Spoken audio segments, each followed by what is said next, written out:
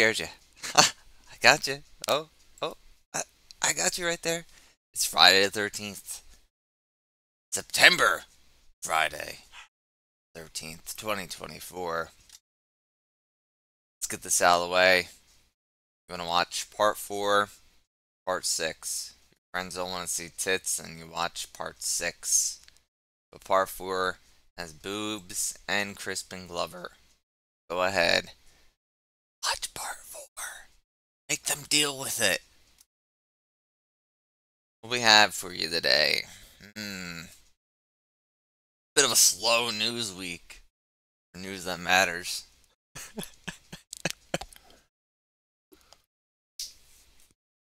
But the spiders on Mars have finally been solved. Let's take a look about this. NASA scientists recreate Mars spiders in a lab for the first time. Only David Bowie could see this now. Tests on Earth appear to confirm how the red planet spider-shaped geologic formations are carved by carbon dioxide. So not spiders at all. Those are spiders, come on. Telling me that those aren't spiders? Since discovering them in 2003 via images from orbiters, scientists have marveled at spider-like shapes sprawled across the southern hemisphere of Mars. No one is entirely sure how these geological features are created. Each branch formation can stretch more than a half mile from end to end and include hundreds of spindly legs, called arenaform terrain. These features are often found in clusters, giving the surface a wrinkled appearance. The leading theory is that the spiders are created by processes involving carbon dioxide ice, which doesn't occur naturally on Earth. Thanks to experiments detailed in a new paper published in the Planetary Science Journal, scientists have, for the first time, recreated those formation processes in simulated Martian temperatures and air pressure. I'm shocked that it wasn't from... that it's only from 2003. Where the fuck did Bowie get the idea from? Just pulled it out of his asshole? Probably. That machine. So look inside JPL's Dusty, a wine barrel-sized chamber used to simulate the temperatures and air pressure of other planets.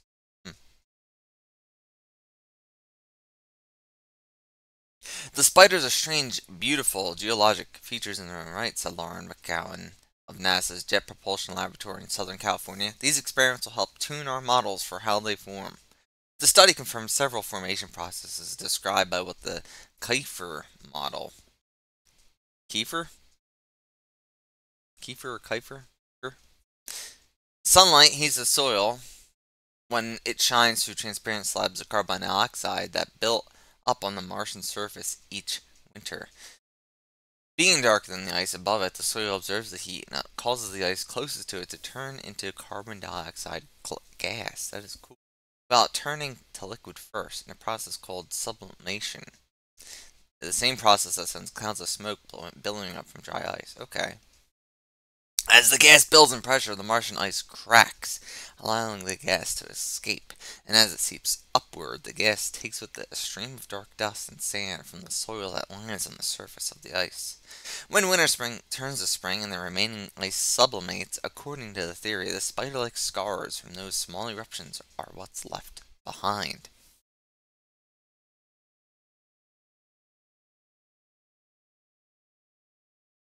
Recreating Mars in the lab. For McCowan and her co-authors, the hardest part of conducting these experiments was recreating the conditions found on the Martian polar surface: extremely low air pressure and temperatures as low as 301 degrees Fahrenheit, minus 185 degrees Celsius. To do that, McCowan used liquid nitrogen-cooled test chamber at JPL, the dirty vacuum simulation testbed for AC environments, or known as Dusty. I love Dusty. It's historic, McCowan said. Noting that the wine barrel-sized chamber was used to test a prototype of rasping tool designed for NASA Mars Phoenix liner. The tool was used to break water ice. Water ice. Which the spacecraft scooped up and analyzed near the planet's North Pole. Can I watch this? What happened here? This video is showing the Marshall soil seemingly erupting in a plume. This is what makes the spiders. Okay. For this experiment, the researchers chilled Martian soil simulant in a container submerged within a liquid nitrogen bath. They placed it in the dusty chamber where the air pressure was reduced to be similar to that of Mars' southern hemisphere. Carbon dioxide gas then flowed into the chamber and condensed from gas to ice over the course of 3 to 5 hours. It took many tries before McCowan found just the right conditions for the ice to become thick and translucent enough for the experiments to work. Once they got the ice with the right properties, they placed a heater inside the chamber below the simulant to warm it up and crack the ice. McCowan was ecstatic when she finally saw a plume of carbon dioxide gas erupting from the powder-release simulant. It was late on Friday evening the lab manager burst in after hearing me shrieking, who had been working on the plume for 5 years. She thought there had been an accident. Dark plumes opened holes in the simulant as they streamed out, spewing simulant for as long as 10 minutes before all pressurized gas was expelled. The experiments included a surprise that wasn't reflected in the Kiefer model. Ice formed between the grains of the simulant and cracked it open. This alternative process might explain why spiders have a more cracked appearance. Whether this appears or not dependent on the size of the soil, get rains, and how embedded water ice is underground. It's one of those details that show that nature is a little messier than the textbook image, said Serena Diniega of JPL, co-author on the paper. What's next for this plume testing? Well, now that the conditions have been found for plumes to form, the next step is to try the same experiments with simulated sunlight from above rather than using heated below. That could help scientists narrow down the range of conditions at which the plumes and the ejection of soil might occur.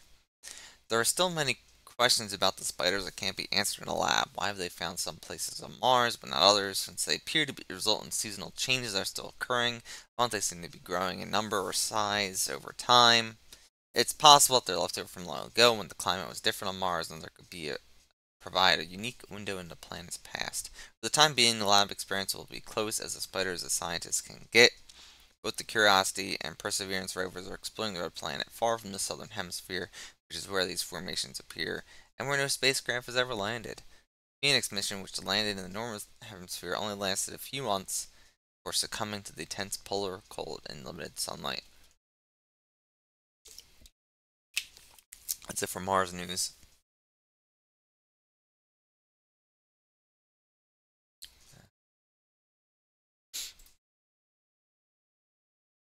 What do I have here?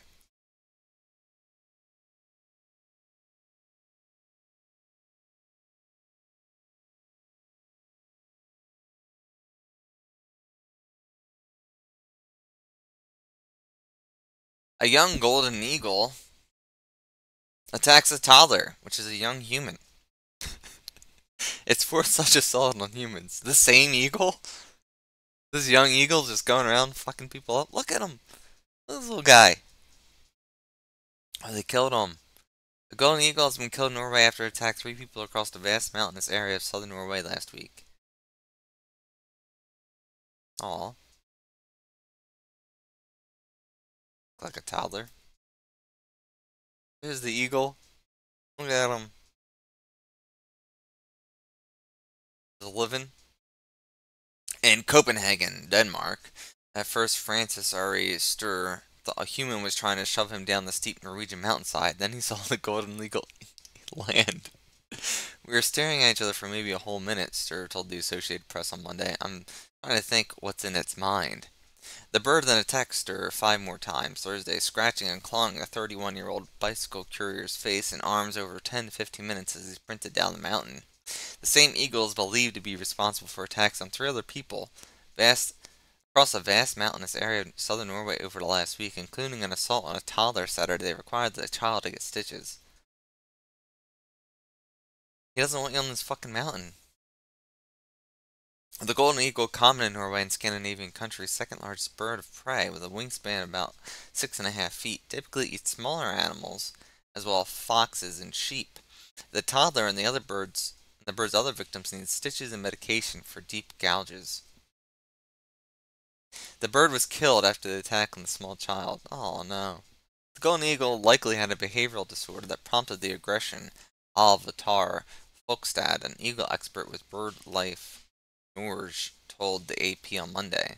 What happened is radically different from normal, Folkstad added that the attacks were likely all by a female eagle born this year.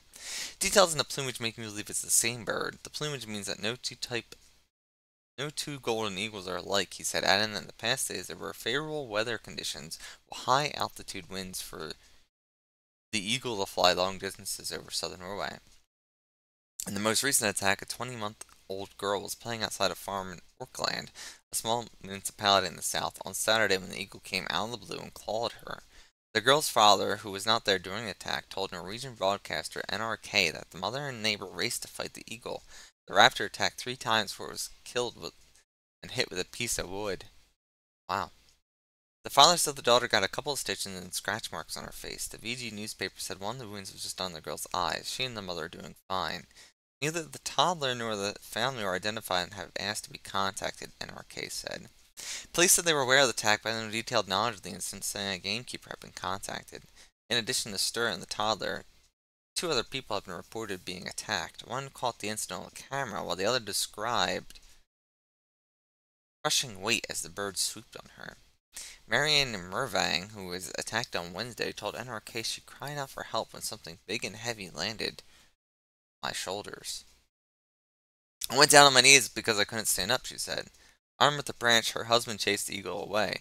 The claws went deep into Mervang's flesh, and she later received penicillin and a tetanus shot at the hospital.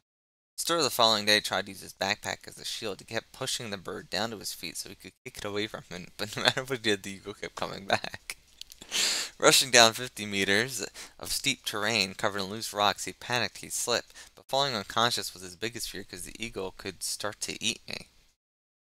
The eagle finally flew away, but Stur still had a 2-hour hike to get to a campsite. He hadn't packed a satellite phone, and the cell phone service was spotty. He was able to call his father, and the closest hospital sent a taxi to pick him up. He arrived covered in blood, exhausted, with a gouge just centimeters from his left eye that captured in a selfie before leaving the mountain. The doctor credited his sunglasses and long-sleeved shirt from saving him from worse injuries. After he received a tetanus shot, his brother drove him 6 hours home. Despite his ordeal, he plans to keep hiking. I may be a bit more paranoid, maybe looking up a bit, but I'm definitely going back hiking. Maybe not at summit for a while. Yeah, fuck hiking. In general, my stance on hiking. Fuck hiking.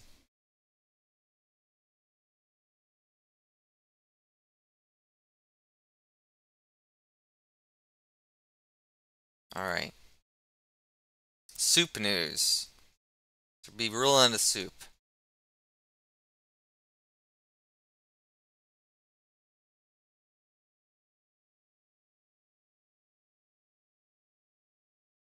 Name change for Campbell's Soup Company. Why the iconic brand may be switching it up. Hello, Mortis. Friday. Missed some spiders on Mars, and then an eagle attacking a bunch of people in Norway before they finally killed it. Separate incidents. Campbell's Soup Company plans a name change to reflect the diversity of its products. It will become the Campbell's Company. Wow, what a big change.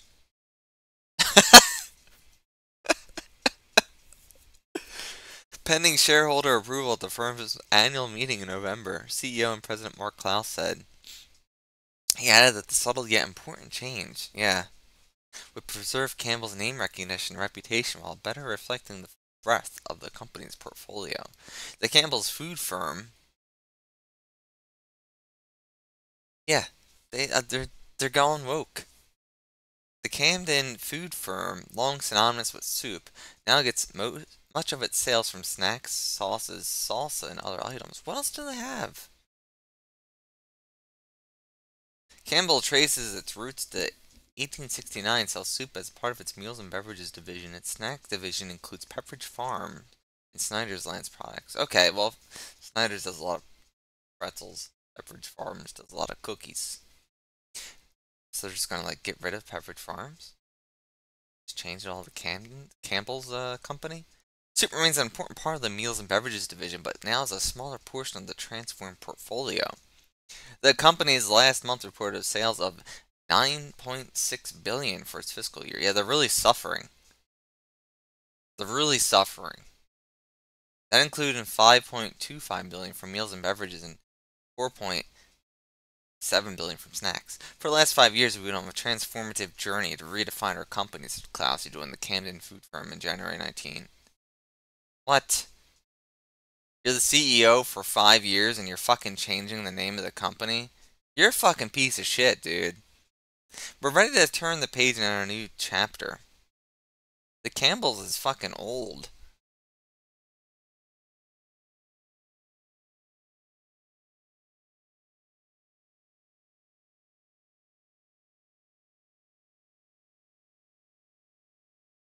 From 1869.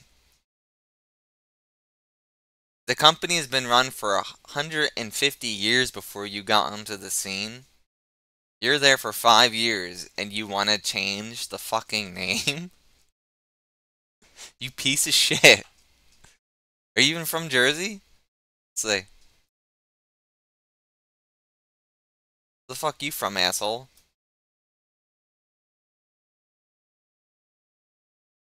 Ohio? You're a fucking piece of shit, dude.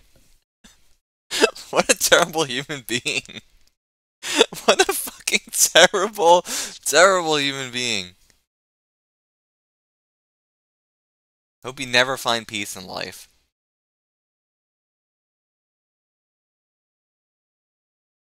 Alright, a tattoo expo, Italian festival, and more. What to do in South Jersey this weekend? Well, it was a soup company.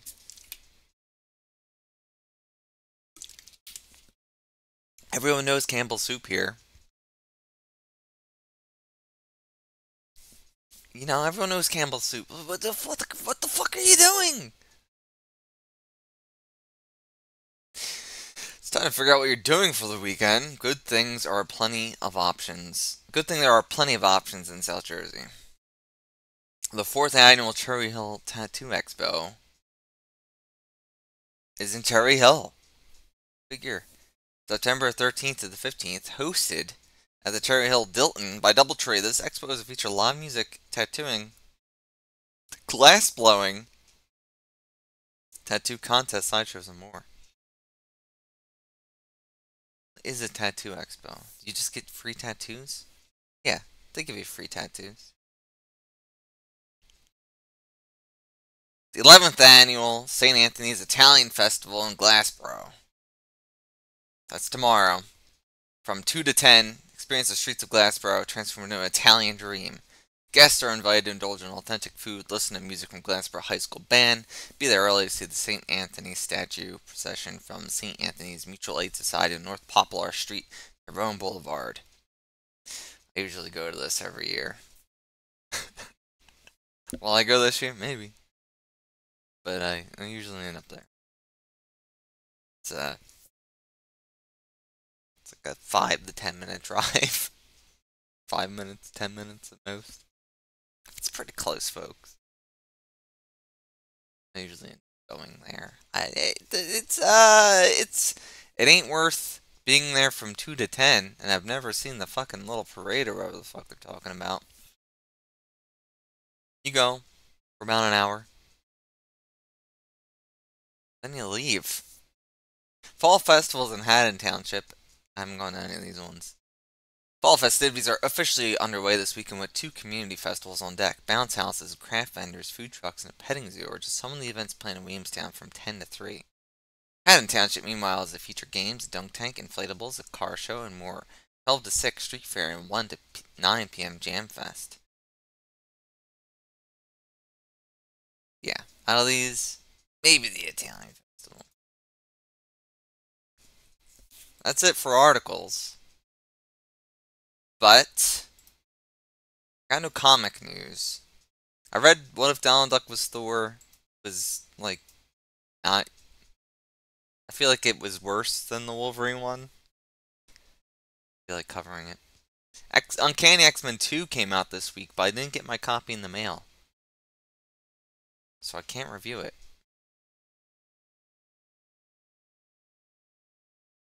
Don't have it. So we'll go right to movies. Go to movies. What did I watch this week? A lot of short films. Mostly short films. Kind of. Well, mostly short films, but I'm not going to cover them all. I'm just delaying. Here we go. You guys ever see this one? Slow Bob in a Lower Dimensions. Henry Selick, who did Nightmare Before Christmas, Coraline. This is from 1991.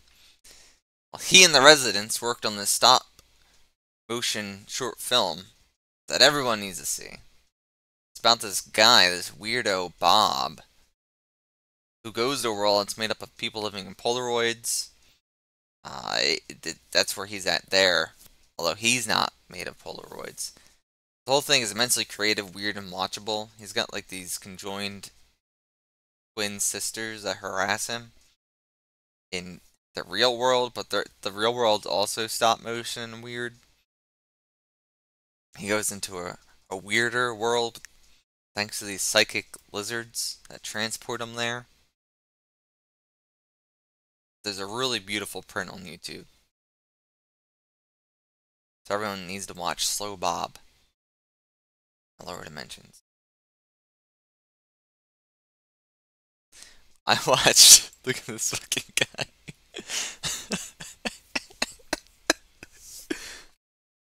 That's my face, but also the face of most Twitch users. Belial's Dream. Belial? The guy, the little creature from Basket Case. This was from 2017 by Robert Morgan. It was made for the Blu-ray release of Basket Case number 1. I still need to watch Basket Case number 3. This might make me finally do that, but I might want to rewatch the first 2. Anyway, if you see them pop up in the future, that's probably why. I watched this little thing. It's a beautifully gross film. It's pretty short. He has a weird sex dream that turns into a horror nightmare.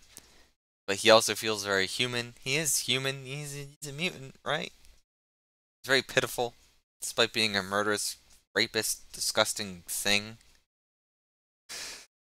The Basket Case movies are on Tubi. This short's on YouTube. I say check it out. It's cool. Gross. I'm looking at my list here. That's probably the last thing I can recommend. That's it. These first 2 things. Slow Bob in the Lower Dimensions and Belial's Dream. I watched The Legend of Boggy Creek, which I've seen many times. I like this movie. It's from 1972, directed by Charles B. Pierce. It's an early mockumentary about Bigfoot-like monster in Folk, Arkansas. It's a bit of a comfort film for me, but it's not very good. I guess I watched it at an impressionable age that I associate it with being a comfort movie. I just like putting it on maybe like every other year. I think it's a good idea. It's very novel for the time it first came out. They're like doing these fake interviews and they have some reenactments, and then there's a lot of genuinely nice nature shots in it, and of creatures and critters out there in the swamps. It'd be cool if someone took another stab at this, but I think they would play up the horror aspect in a bad way. I mean, I know they made sequels and spin-offs and fucking people use the Boggy Creek name. None of them have been as good.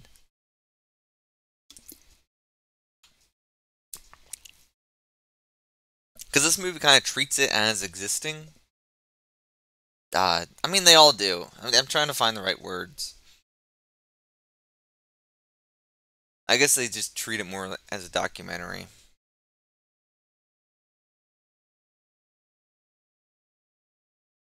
Although I was reading about it on Wikipedia, and they were saying like the people in this were treated poorly or something. I don't know. They seem fine. I don't. So I don't know if these people genuinely believed in a monster, and then the guy was taking the piss by making a mockumentary out of it. I don't exactly know what happened there. Earlier this week, I read The Tower of the Elephant by Robert E. Howard, which is a Conan story. You can check out that VOD on YouTube. Probably still on Twitch for another few days. Amazing story. And then Mortis asked me if I wanted to watch the late 90s live action show, which adapts the story. Don't know the story. Conan the Barbarian slips into a big tower with the help of a big burly guy, too. Goes on a little adventure, avoiding deadly lions and a giant spider, and then meeting this elephant-headed, blind alien creature from the stars. So this is the Conan show from the 90s. I thought it's an okay pilot to a show. And I think it's a poor adaptation of the story. I was saying the more, it's like a two-parter, and the Tower of the Elephant part was like 10 minutes. Which is fine, because they were doing a lot. But there is a spider. The spider makes it in. I read on Wikipedia that this show tones down the violence, but in the pilot it seemed fine. Like the right level of a TV budget violent thing. Because Conan does kill a few guys. I don't know if later on in the show he like doesn't swing his sword at all. Or doesn't kill anyone at all. Hello, Coin. But in the pilot people die. So if the rest of the show keeps that level, I think it's okay. But again, I was reading that it's supposed to be more family friendly. This guy's name is Ralph Moeller. Moeller? Moeller? He plays Conan. He's not as lovable as Arnold, but he's definitely buff. I think he looked a little too old in the face, but Conan's stories kind of run the gambit on age, so that's, I guess, okay. I definitely felt bad for him because look at him. He looks great, right? It's kind of a gentler Conan, had a comic of Conan and Valcor drinking tea. I mean, I didn't get that impression that it was like super gentle. He seemed, I mean, he seemed fine. As I said, you've watched the rest of the show, right? Does it get like corny family? Like, does he not kill people or like refuse? Because he drowned a guy, he killed some people with his sword. Seemed alright. It didn't seem like those fucking live action Teenage Mutant Ninja Turtles movies where they don't try to hurt anyone, especially in the two sequels where they don't use their weapons. It's kind of my go-to when people say like family-friendly violence. Anyway, I feel bad for him because he looks amazing. But usually you have to like be super dehydrated to get your abs to pop like that. So I don't know how the fuck they were doing that and how he didn't pass out because he's doing like these action scenes and climbing around. Man probably didn't have a fucking drop of water in his body.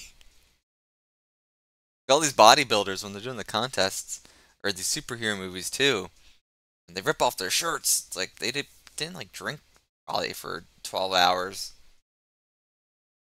Yeah, they filmed in Mexico. They couldn't drink any water. He doesn't crush any. Yeah, that's true. He doesn't crush any women.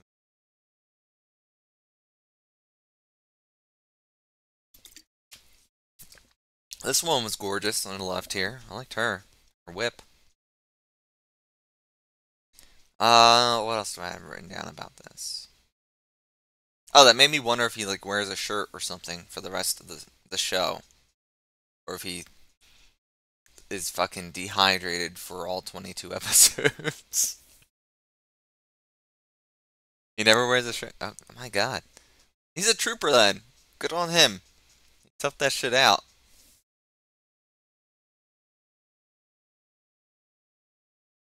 Also seems pretty unhealthy though. Wait, he looks amazing.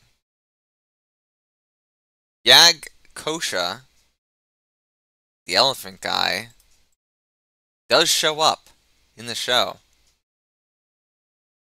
But he's not a creature from the stars. He's just a transformed man, which I thought was really lame. And Mortis said something great. He was like, people watching this on TV don't give a fuck about that. They don't want to hear that he's some alien. I wanted him to be some alien. He is an alien. I didn't get a picture for this, but the story reminded me like the space jockeys were singular and alien. So I was disappointed personally when Prometheus wasn't. The aliens in Prometheus weren't like big elephant-faced creatures, and were just like tall, bald, white dudes.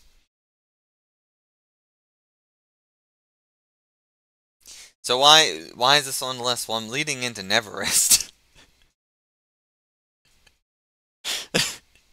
which is a short film by Danny Woodburn, who's this little fella here who was in the Conan show and many shows. I most notably know him from Seinfeld. He directed this short film about idiots climbing Everest. It's a bit of a parody and a PSA about not littering on the mountain at the same time. I have no idea who this is for. I don't. The tone is bad. It's not good. It's not funny. I don't really understand it. It features a lot of the cast from the Conan show, though, which is why more just put it on. I can't recommend anyone to watch this. It's not good. I thought I would have more to say about this. It works as a little Conan reunion over 20 years later if you like that show a lot. I'd say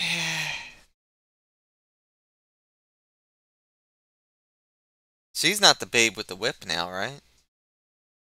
Is that her?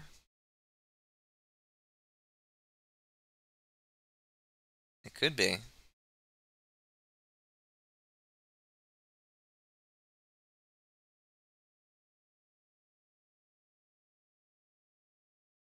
Anyway, I watched a recent Todd Barry stand-up special from 2023. It popped up on my YouTube feed. I like Todd Barry. He was always on these Adult Swim shows. He's got that funny voice. Dr. Katz. Dr. Katz is a very beloved show around here. I liked this, except for the mandatory pandemic catch-up, which already seems old, even though this is from last year. Like, you just gotta drop it from the act. Like, no one cares about what you were doing during the pandemic. We want to forget it. We want to bury it. We don't want to know about it. We all lived it. We all have the same experiences, pretty much. We don't. We don't want to hear about it when we go to see stand-up. But that's like maybe the first 10 to 15 minutes. It gets better after that. And his stuff's like about the pandemic's fine, but it's just like just move on, move on. His other jokes and crowd work are solid. I have crowd work here in quotations because it's like clearly just a big. It's part of his joke. He's still very, very dry. He's not for everyone, but he's. I like him. I don't think I've watched one of his stand-ups in like 20 years or something. He had one from the early 2000s or late 90s. I think I've only ever seen one other ones, and then I know him from TV show appearances. Is that right? The last movie on the list. Last but not least, thank God, we did hit 30 minutes 5 minutes ago. The Wrong Guys from 1988 by Danny Bilson, who also directed Zone Troopers, which I don't like. Don't like Zone Troopers. Louis Anderson, Richard Lewis, Richard Belzer, Franklin Ayala, and Tim Thomerson, Ernie Hudson, and John Goodman make up the cast. Great cast. What an amazing cast, right? Fun cast here. They all use their real first names because they didn't feel like coming up with names. They didn't feel like coming up with a script either. You learn that really fast. I think this movie was an absolute fucking mess. I think it had poor pacing. I think it had a great cast that's wasted. It's sort of that stereotypical 80s, 90s trends of aimless plots. Burping a lot here. That are more like sketches loosely tied together, and then you have some big event that happens at the end because the movie wants it. I hate those movies. I don't like them usually.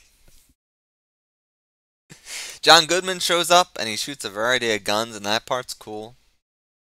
That's it. I can't recommend this to anyone. That being said, I'm sure Mortis will ask me to watch it again within a year. To do that, I'll definitely need beer. Like, I'm willing to watch it again, but I'm not watching it again sober. Without some beverages.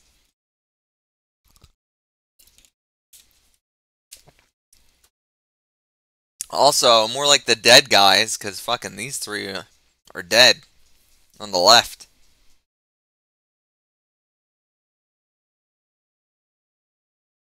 Getting old.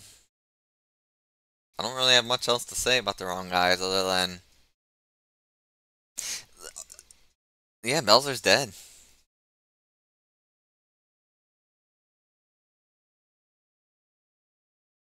Pretty sure.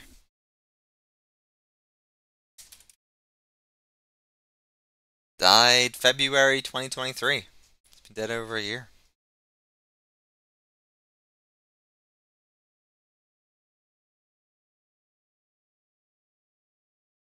Died before Richard Lewis.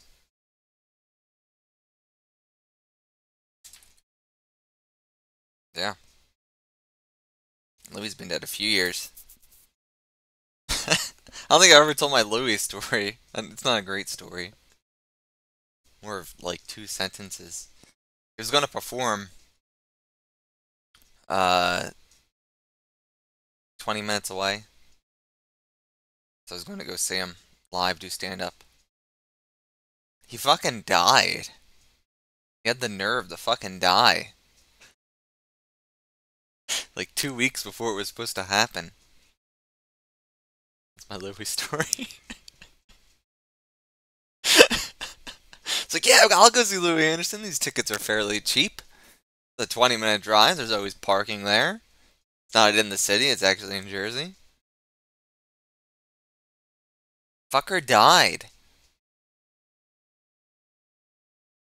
I never found Louis particularly funny, but he's likable. I like him in that show Baskets. Plays the mom. He does a really good job on that show. That's probably it for the news. Don't watch The Wrong Guys. It's not good. It is cool seeing Tim Thomerson in a role like this because the rest are like he does not fit. He's just there. That was cool. Oh, what I was going to say, my thoughts are coming back. I thought it was going to be like, because Louis was living at home with the movie, with his mom, and he seemed obsessed with still being a Boy Scout. The plot of the movie is they were all Boy Scouts as children, and then Louis is an adult and wants to reunite, have another camping trip, right? So I thought Louis living at home, maybe he was unemployed or just unhappy with his life, and they were going to kind of work through those problems over the course of this camping trip. That doesn't really, no, that doesn't really get addressed or brought up or solved or acknowledged. It's kind of like, oh, Louis is still really his house and his room and everything still looks the same. Let's go camping, and then they don't ever fucking really talk about it. I, I don't know. Maybe I was picking up on things that aren't there. That's gonna do it for the news, though. God bless. Take care. Have a good weekend. Mortis, I believe, will be doing trivia or some sort of streaming. And I'm doing D&D, as in not with all of you online, but I'm looking forward to D&D. I thought about showing my conspiracy board here, but I did show Raz. He's seen it.